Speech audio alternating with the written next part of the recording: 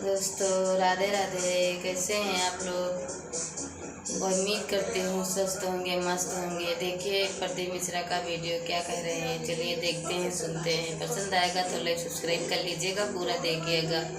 राधे राधे। कितना सुंदर प्रसंग आता है, इस प्रसंग पर थोड़ा ध्यान दीजिएगा। एक घर के अंदर 4 भाई रह रहे हैं, चारों भाई कमा रहे हैं, व्यापार भी एक ही है, कमा के भी चारों भाई एक ही जगह पर ला रहे हैं। 4 देवरानी जेठानी उस घर के अंदर रहती हैं। थोड़ा ध्यान देना, बहुत सावधानी से इस कथा का स्मरण करिएगा। 4 भाई एक ही परिवार में रह रहे हैं, एक ही जगह पर कमाकर धन ला रहे हैं, एक ही जगह पर 4 देवरानी जेठानी रह रही हैं। चारों जेठानी देवरानी के बच्चे एक ही जगह पर रह रहे हैं। शिव महापुराण की कथा ये तक कहती है कि अपनी दृष्टि को जितनी देवरानी जेठानी घर में रह रही हैं और जितने भाई घर के अंदर रह रहे हैं, यदि सबकी कमाई एक जगह पर आ रही है तो चारों की दृष्टि एक जैसी रहना चाहिए।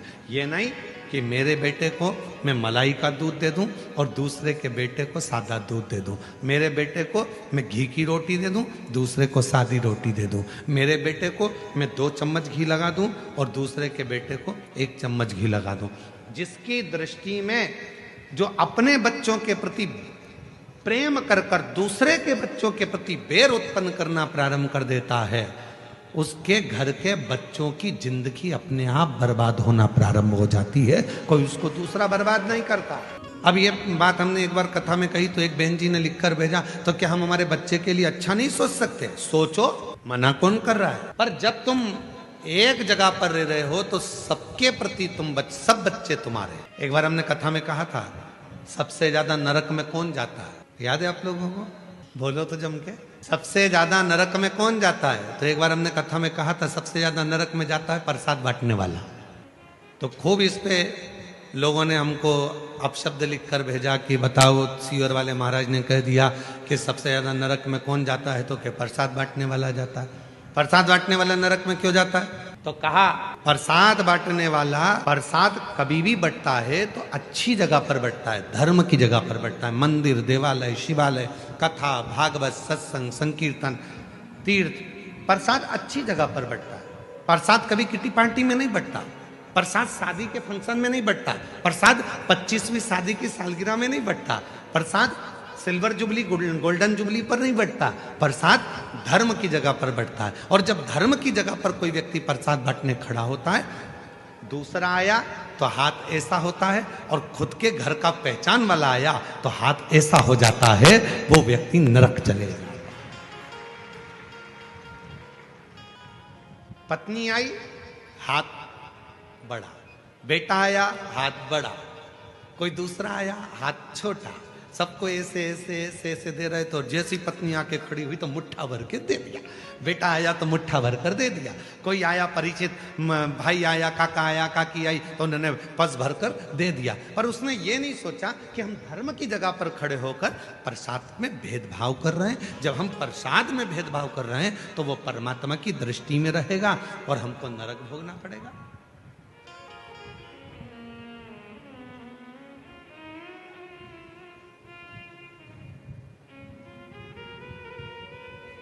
इसलिए सावधान रहना। धर्म की जगह पर, सत्कर्म की जगह पर, मंदिर, शिवालय, देवालय, सारी जगह पर एक बराबर, एक जाजम में, एक आनंद के साथ प्रसाद का वितरण होना चाहिए। शेगांव के गजानन जी महाराज, दुनिया की सबसे बड़ी रसोई, दुनिया का सबसे बड़ा भंडारा अगर कहीं चलता है तो वो शेगांव के गजानन महाराज के यहाँ चलता है। लगभग 28 साल पहले की बात है।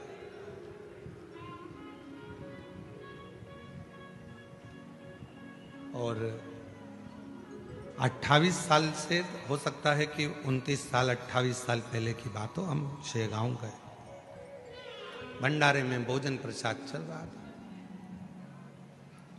एक पात्र में कोई मीठी वस्तु थी और वो थोड़ी सी थी, तो उन्होंने वो मीठी जो वस्तु थी वो वस्तु को एक और रख दिया और सारी वस्तुएं चल रही।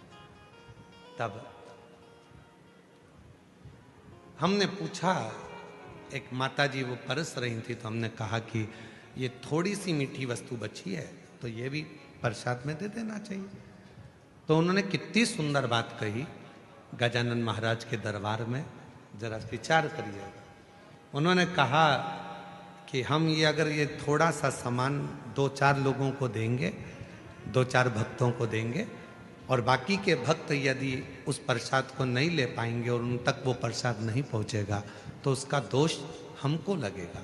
इसलिए जब एक जाजम पर गरीब हो, अमीर हो, पैसे वाला हो, बड़ा हो, छोटा हो, जब एक जाजम पर बैठकर एक साथ भोजन कर रहे हैं तो उनकी भोजन की थाली में भी एक जैसा भोजन जाना चाहिए। वो गजानन महाराज का भोजन एक जैसा भोजन, उसमें भेद नहीं होना चाहिए।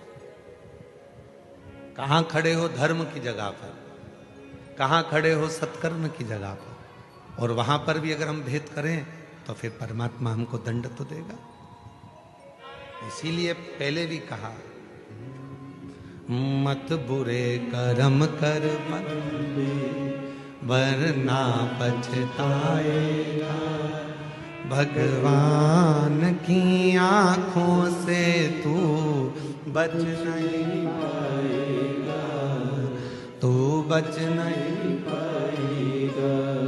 अरे ओ अज्ञानी मत करना,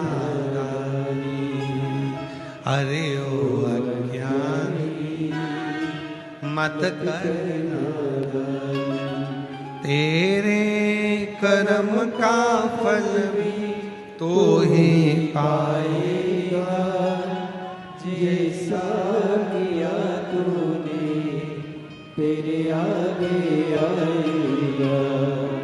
मत बुरे कर्म कर बंदे वरना पछताएगा, भगवान की आंखों से तू बच नहीं पाएगा, तू बच नहीं पाएगा। अरे ओ अज्ञानी मत करना। समभाव, समदृष्टि, समविचार, समसोच, समभाव रखिए।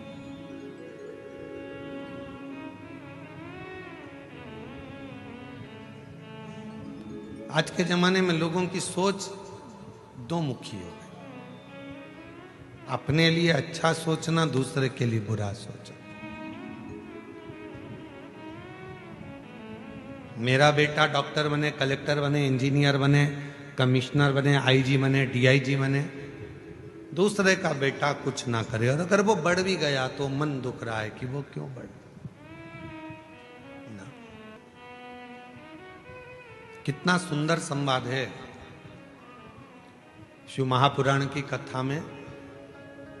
तुमरुका जी चंचूला देवी से कहते हैं, चंचूला, जिस नारी के मन में किसी भी बच्चों के प्रति यदि बैरभाव उत्पन्न हो जाता है,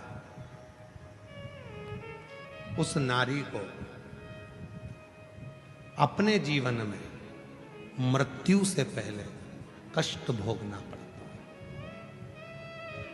बहुत कष्ट।